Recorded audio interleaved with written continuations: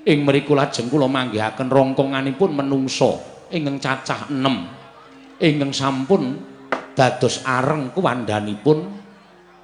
Mila lajeng kula netepaken bilih menika kuwandhanipun para Pandhawa klebet Dewi Kunti Talibrata.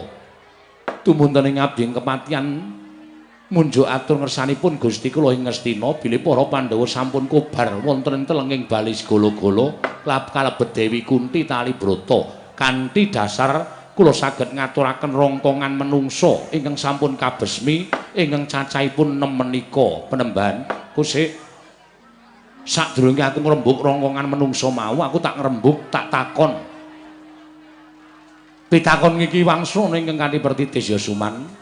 Inggih badhe nyuwun priksa menapa?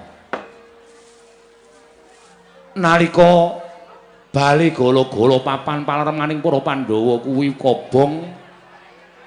Aku tak takon karo kowe janjane ewuh apa kok ora nyirep marang Mubaling Geni. Nuwun sewu. Sampun boten kirang-kirang anggen kula mbudidaya supados nyirep Mubaling Geni nanging dasaripun wancinipun ketiga, tur dasaripun anginipun ugi banter. Mila geni menika boten saged sirep.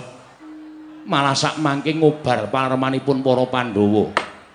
Nalika semono Kurawa menyang endi? Inggih, wonten sak caketipun bale paremanipun para Pandhawa ugi wonten bale papan paremanipun para Sata Kurawa. Lah iki aku sak tak takon.